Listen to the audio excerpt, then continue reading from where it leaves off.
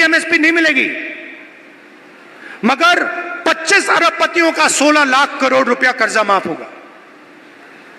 और आप देखते रहोगे कि भाई ये हो क्या रहा है।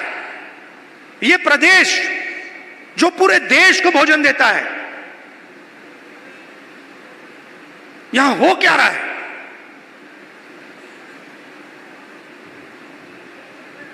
हरियाणा में ड्रग प्रॉब्लम है। उन्होंने मुझे बताया कि राहुल जी, हरियाणा में ड्रग प्रॉब्लम बढ़ती जा रही है।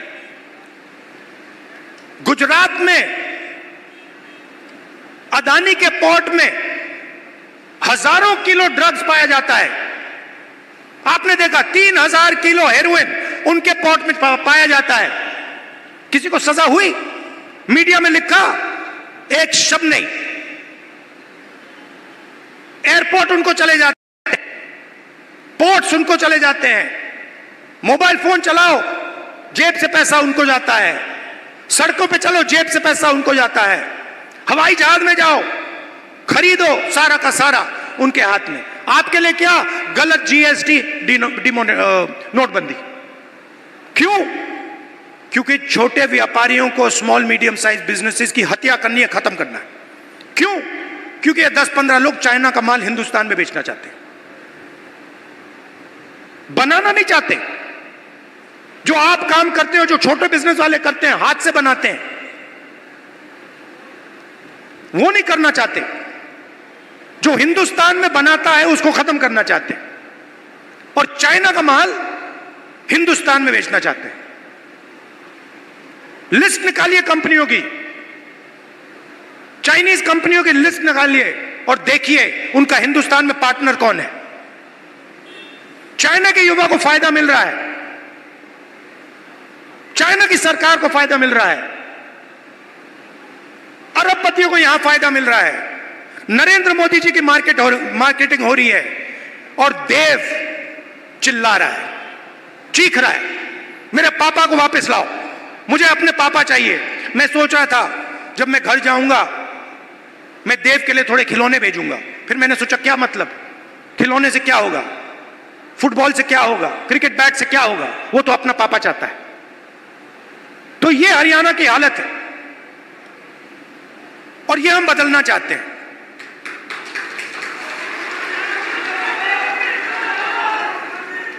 यहां पे स्टेज पे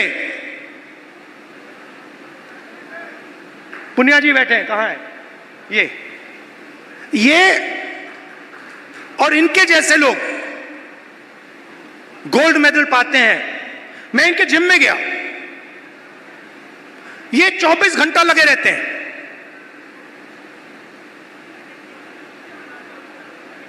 24 घंटा। क्यों? गोल्ड मेडल चाहिए। क्यों? हरियाणा का नाम रोशन करना, हिंदुस्तान का नाम रोशन करना है। पूरी दुनिया में हम चाहते हैं कि हरियाणा का नाम जाए, हिंदुस्तान का नाम जाए। गोल्ड मेडल हम अपने लिए नहीं लेते हैं, गोल्ड मेडल हम हिंदुस्तान के लिए लेते हैं। इन्होंने कहा मुझे, इसने कहा, वो भी 4 बजे सुबह। इनका क्या किया? सारे के सारे एथलीट्स को खत्म कर दिया। इनके बहनों का सेक्सुअल हरासमेंट हो रहा है, और जो कर रहा है उसकी रक्षा चल रही है। 24 घंटे टीवी पे देखो, वो रो रही है, कोई फर्क नहीं पड़ता, बीजेपी का आदमी है। चिल्लाओ जितना चिल्लाना है, देव के साथ चिल्लाओ, 24 घंटा चिल्लाओ, हमें कोई फर्क नहीं पड़ता, मर जाओ। ऐसा हरियाणा हमें नहीं चाहिए। हमें हरियाणा ऐसा चाहिए जहां बच्चे ना रोएं, जहां पिता अपने बच्चे के गले लग सके, जहां मां ना रोए। ऐसा हरियाणा हमें चाहिए, और ऐसा हरियाणा कांग्रेस पार्टी आपको देने जा रही है। अब आप मुझसे पूछोगे ठीक है, आपने कह दिया, बताओ कैसे। मैं आपको शुरुआत की बात कर रहा हूं। पहला कदम, महिला शक्ति, 2000 रुपए हर महीने महिलाओं को, और 500 रुपए का गैस सिलेंडर। दूसरा कदम, जो 2 लाख वैकेंसीज सरकार में आज खाली पड़ी हैं युवाओं के लिए, हम वो भर के आपको दे देंगे। किसान को एमएसपी गारंटी करके हरियाणा की सरकार देगी, और जो आपका बीमा का पैसा है वो आपको एकदम मिलेगा। जैसे ही नुकसान होगा उसके एकदम बाद आपको बीमा का पैसा मिलेगा। गरीबों के लिए घर, 100 गज के प्लॉट और 3.5 लाख रुपए दो बेडरूम के घर के लिए, और 300 यूनिट फ्री में बिजली। मगर ये लड़ाई सिर्फ हरियाणा की नहीं है, मैं आपको बताऊं, ये लड़ाई हिंदुस्तान की लड़ाई है, और ये लड़ाई कॉन्स्टिट्यूशन को बचाने की लड़ाई है। मैंने इसके बारे में बहुत सोचा है, ये हो क्या रहा है, ये बीजेपी के लोग कर क्या रहे हैं। ये कॉन्स्टिट्यूशन पर आक्रमण कर रहे हैं।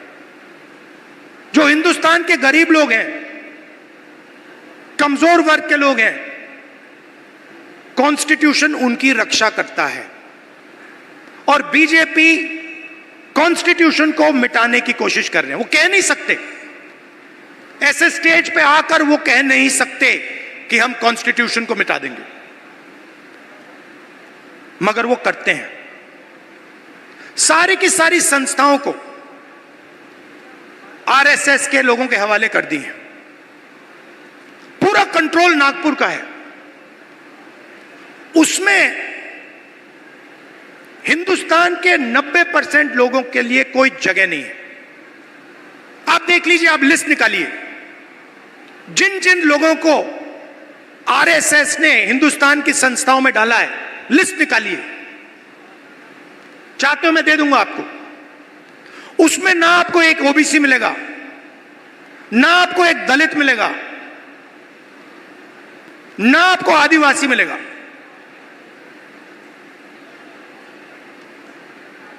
तो खोखला कर रहे देश को। इलेक्शन कमीशन में अपने लोग, ब्यूरोक्रेसी में अपने लोग, मीडिया में अपने लोग, इंटेलिजेंस सर्विसेज में अपने लोग, और 90% हिंदुस्तान के लिए कुछ नहीं। इसलिए हमने चुनाव में जाति जनगणना की बात की। हिंदुस्तान में किसकी कितनी आबादी है ये हम जानना चाहते हैं। अब इसमें कोई गलत बात तो नहीं है। जैसे चोट लगती है, आपको पैर में चोट लगती है, डॉक्टर कहता है भैया एक्सरे कराओ, चेक कराओ। हम सिर्फ ये कह रहे हैं कि भैया चेक कराओ, इस देश में दलित कितने हैं, आदिवासी कितने हैं, पिछड़े कितने हैं, गरीब जनरल कास्ट के कितने लोग हैं, ये पता लगाओ। कभी आरएसएस कहती है करना चाहिए, अंदर से कहते हैं भैया ये मत करवा देना, सच्चाई निकल आएगी। सच्चाई क्या है कि 90% लोगों के पास कुछ है ही नहीं। 250 सबसे बड़े बिजनेसेस देख लीजिए, लिस्ट निकालिए, उनकी मैनेजमेंट की लिस्ट निकाल लीजिए, उनके सीईओज की लिस्ट निकाल लीजिए, ओनरशिप जिसके हाथ में उनकी लिस्ट निकाल लीजिए। आपको उसमें एक ओबीसी, एक दलित, एक आदिवासी मिल जाए तो मुझे बता देना, मैं उसको अभी भी ढूंढ रहा हूं। कॉर्पोरेट इंडिया में 90% हिंदुस्तान का एक भी व्यक्ति नहीं है। गरीब जनरल कास्ट भी वहां आपको नहीं दिखेगा। सिलेक्ट लोग हैं। अदानी जी का बिजनेस है, हजारों बिजनेस उससे कनेक्टेड हैं।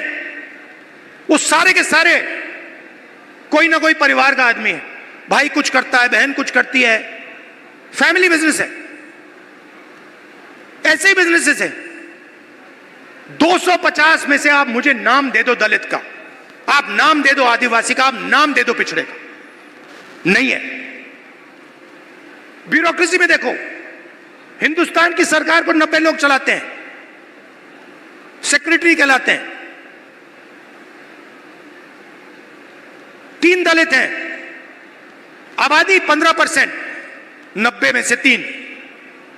पिछड़ों की आबादी कम से कम 50%, 90 में से 3। होने कितने चाहिए? 45, अगर आप आबादी से जाओ। नहीं, 3। और बजट कितना संभालते हैं? आदिवासी जिनकी 8% आबादी है, 100 रुपए में से 10 पैसे का बजट संभालते हैं। दलित 100 रुपए में से 1 रुपया संभालता है। ओबीसी 100 रुपए में से 5% संभालता है। यह हिंदुस्तान की सच्चाई है।